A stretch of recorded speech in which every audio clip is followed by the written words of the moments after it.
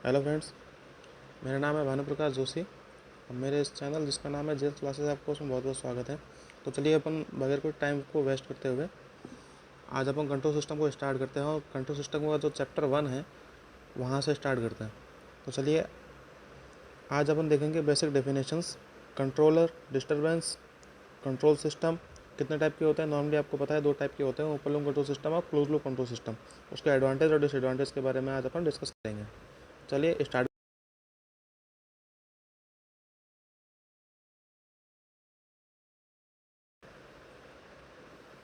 चलिए, तो फर्स्ट है इसका बेसिक डेफिनेशन।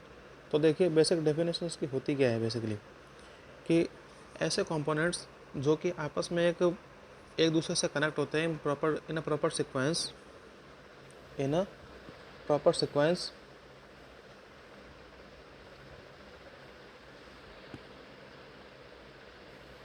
प्रॉपर सीक्वेंस जो कि एक स्पेसिफिक टास्क को परफॉर्म करने के लिए होते हैं, स्पेसिफिक टास्क को परफॉर्म करने के लिए लगे होते हैं। उन्हें कोई क्या बोलते हैं, अपन सिस्टम बोलते हैं। मतलब एक सिस्टम है कि ऐसा सिस्टम होता है जिसके कंपोनेंट्स जो हैं और जिसको अपन एलिमेंट्स भी बोल सकते हैं, जो कि आपस में प्रॉपर सीक्वेंस के अंदर कनेक्टेड होते हैं, जो कि एक स्पेसिफिक टास्क को परफॉर्म करने के लिए होते हैं। सेकंड अपन देखते हैं कंट्रोलर। अपन देखो सिस्टम को अपन ऐसे भी समझ सकते हैं कि सपोज़ जैसे आपका फ़ैन है, तो आपने फ़ैन लगा रखा है अपने रूम में, आपने उसको डायरेक्ट वॉल प्लग से कनेक्ट कर दिया, बीच में कोई भी आपने रेगुलेटर नहीं लगाया है। तो अब आप देख सकते हैं कि वो क्या एक पूरा का पूरा वो क्या एक सिस्टम है, वो क्या है एक सिस्टम है। अगर फ़ैन विदाउट रेगुलेटर बात करें तो वो क्या एक सिस्टम है जो कि डायरेक्टली सप्लाई से कनेक्ट है। सेकंड नंबर बात करें कंट्रोलर, तो कंट्रोलर देखिए कंट्रोलर क्या होता है। कंट्रोलर एक ऐसा एलिमेंट होता है और उसको अपन बोल सकते हैं सब सिस्टम, जिसको अपन सिस्टम के अंदर भी लगा सकते हैं और सिस्टम के बाहर भी लगा सकते हैं। क्योंकि कंट्रोलर का काम क्या है, सिस्टम के आउटपुट को कंट्रोल करना है, सिस्टम के आउटपुट को कंट्रोल करना है। तो अब देखिए कि जैसे मैं आपको बताना चाहूँगा कि जैसे फ़ैन विद रेगुलेटर अगर बात करें, तो देखिए अब आपने फ़ैन को डायरेक्ट सप्लाई न देते हुए आपने क्या किया, आप फ़ैन को रेगुलेटर के ज़रिए सप्लाई दे रहे हो, जो कि फ़ैन के साथ में रेगुलेटर जो है वो सीरीज़ में कनेक्ट होता है। तो आप उसको रेगुलेटर के ज़रिए सप्लाई दे रहे हो, तो वो रेगुलेटर क्या काम कर रहा है, फ़ैन के आउटसाइड में अपन उसको कंट्रोलर को लगा रहे हैं, क्योंकि कंट्रोलर वहाँ पे क्या है, रेगुलेटर है। तो अपन फ़ैन के आउटसाइड में अपन क्या कर रहे हैं, कंट्रोलर को लगा रहे हैं, जो कि उसका कंट्रोलर कौन है, फ़ैन का रेगुलेटर है, क्योंकि स्पीड को उसकी वही कंट्रोल कर रहा है। तो अब देखिए जैसे ही अपन उस रेगुलेटर को फ़ैन के साथ में सीरीज़ में कनेक्ट करते हैं, वो भी सिस्टम के आउटसाइड में, क्योंकि फ़ैन क्या है, विदाउट रेगुलेटर एक सिस्टम है और विद रेगुलेटर एक कंट्रोल सिस्टम है। तो यहाँ पे अपन देख सकते हैं कि जब अपन फ़ैन को कंट्रोलर के साथ में कनेक्ट करते हैं तो वो क्या करता है, सिस्टम के आउटपुट को कंट्रोल करता है। क्योंकि एक रेगुलेटर क्या करता है, जो भी फ़ैन का आउटपुट है, फ़ैन का आउटपुट क्या होगा, फ़ैन तो अपने को हवा देगा। तो फ़ैन का जो आउटपुट है वो क्या है, उसकी हवा और उसकी स्पीड। तो उसको मेंटेन कौन करता है, उसको मेंटेन करने वाला कौन है, रेगुलेटर, जो कि क्या है, एक कंट्रोलर डिवाइस है, एक कंट्रोलिंग डिवाइस है। ओके, तो आई होप आपको यहाँ पे समझ में आया। अब देखिए बात करते हैं डिस्टर्बेंस की। अब देखिए डिस्टर्बेंस की बात करते हैं। डिस्टर्बेंस क्या होता है, disturbance is a signal that tends to adversely affect the value of the output of the system. मतलब एक डिस्टर्बेंस एक ऐसा सिग्नल होता है जो कि सिस्टम के आउटपुट को अफेक्ट करता है, उसके ऊपर अपना अफेक्ट, मतलब ऐसे बताऊँ तो कि सिस्टम का जो आउटपुट है उसके आउटपुट की वैल्यू के ऊपर कुछ ना कुछ अफेक्ट करता है। If a disturbance is generated with in the system, अगर सिस्टम के अंदर कोई डिस्टर्बेंस जनरेट है, अगर सिस्टम के अंदर कोई डिस्टर्बेंस जनरेट होता है तो उसको अपन बोलते हैं इंटरनल डिस्टर्बेंस। और यही अगर सिस्टम के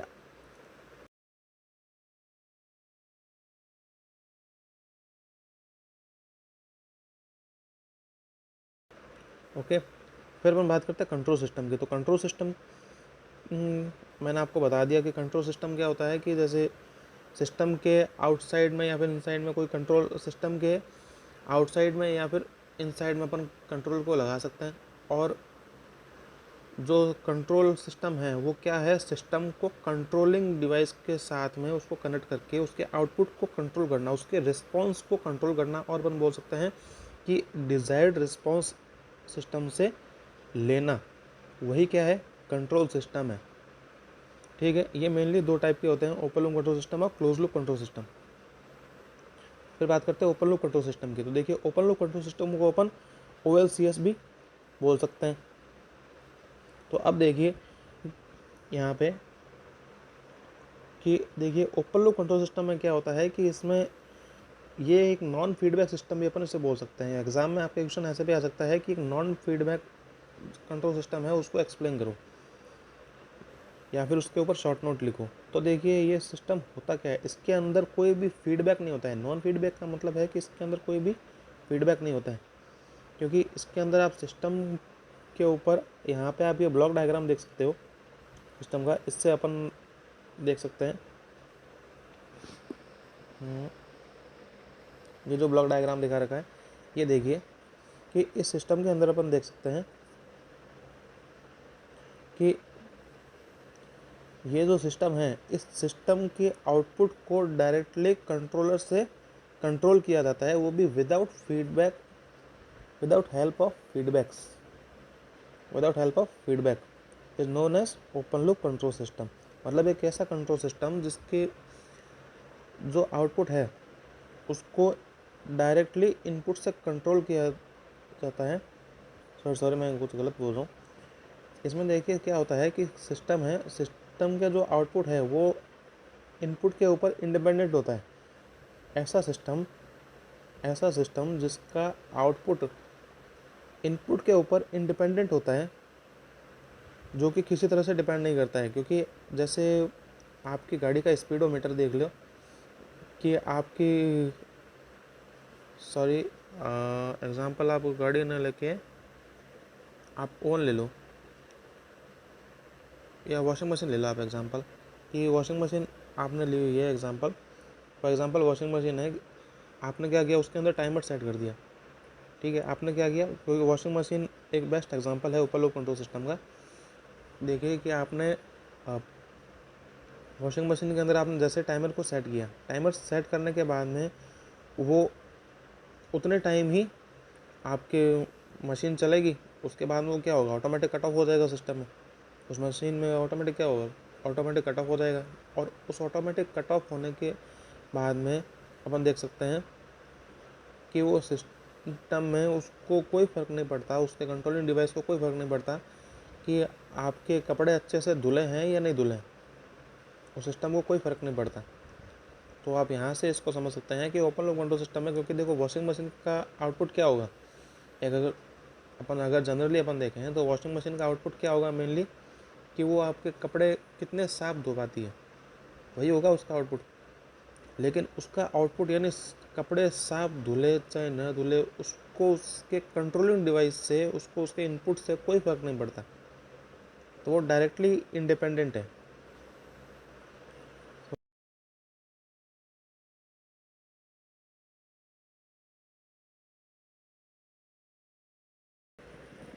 simple and easy to design, cheap due to less number of components, क्योंकि इसके अंदर जो कंपोनेंट्स है वो भी अपने को कम यूज़ करने पड़ते हैं, तो जिससे उसकी कॉस्ट जो है सिस्टम की वो कम होती है। और जनरली जो ओपन लूप सिस्टम होते हैं वो स्टेबल ही होते हैं। तो इसके एडवांटेज हो गए। फिर हम बात करते हैं इसके डिसएडवांटेज की। तो ये more sensitive to disturbances and unable to correct the disturbances. फिर आता है इसका इनएक्यूरेट एंड अनरिलायबल। फिर देखिए क्लोज लूप कंट्रोल सिस्टम पे आते हैं। क्लोज लूप कंट्रोल सिस्टम में देखिए बाकी सिस्टम अपना वही का वही है।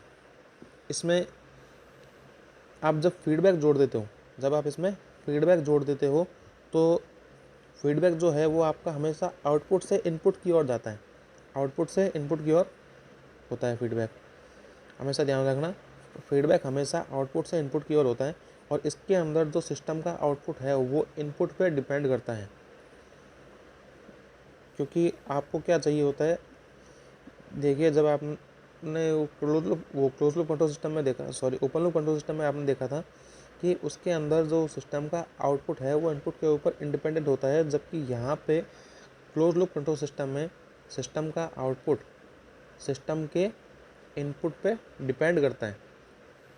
क्योंकि आपको सिस्टम की क्या चाहिए होती है, आपको सिस्टम से एक डिज़ायर्ड वैल्यू चाहिए होती है, मीन्स आपको सिस्टम से आपको डिज़ायर्ड वैल्यू का एक आउटपुट चाहिए होता है। इसलिए आप क्या करते हो, उसमें फीडबैक लगाते हो। फीडबैक यहाँ पे काम क्या करता है, फीडबैक यहाँ पे ये काम करता है कि आप जो भी सिस्टम का आउटपुट होता है, जो भी सिस्टम का आउटपुट होता है वो इनपुट में सेंड करता है और उसको कंपेयर करता है। क्योंकि यहाँ पे जो आप देख पा रहे हो, ये जो समिंग पॉइंट लगा हुआ है, यह यहाँ पे जो समिंग पॉइंट लगा हुआ है, ये देखिए, ये जो समिंग पॉइंट लगा हुआ है, ये समिंग पॉइंट बेसिकली इनपुट और आउटपुट को कंपेयर करता है, इनपुट और आउटपुट को कंपेयर करता है। और यहाँ पे कंपेयर करेगा तो ये चेक करता है कि जैसे for example close loop control system में क्या होता है कि आपका सिस्टम का जो आउटपुट है वो अगर आपको डिज़ायर्ड नहीं मिल रहा है तो ये क्या करता है कि ये पहले चेक करता है क्या आपको डिज़ायर्ड आउटपुट मिल पा रहा है। अगर नहीं मिल पा रहा है तो ये क्या करता है कि उसी आउटपुट के सिग्नल को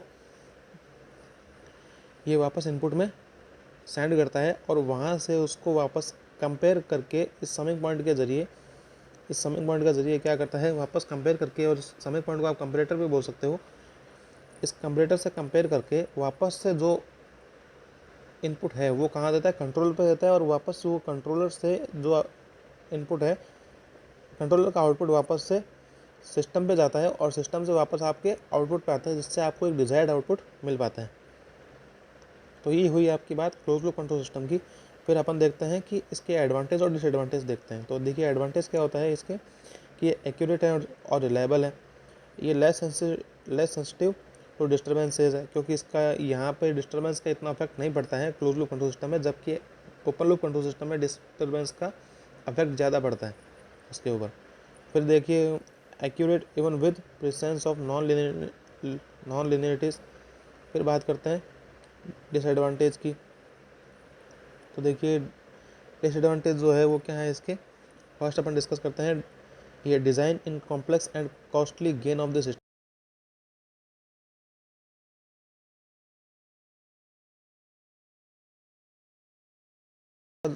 जो कॉस्ट है वो बढ़ जाता है और सिस्टम के अंदर फीडबैक भी लगा होता है, तो जिससे सिस्टम की जो कॉस्ट है वो भी इंक्रीज़ हो जाती है। और फिर बात करें तो ये फीडबैक में lead to oscillatory response and improper design of the controller may cause the system to become unstable। तो यहाँ तक अपना ये आज अपन ने डिस्कस किया है क्लोज लूप कंट्रोल सिस्टम तक। तो चलिए एंड नेक्स्ट टाइम अपन इससे आगे डिस्कस करेंगे। So thank you.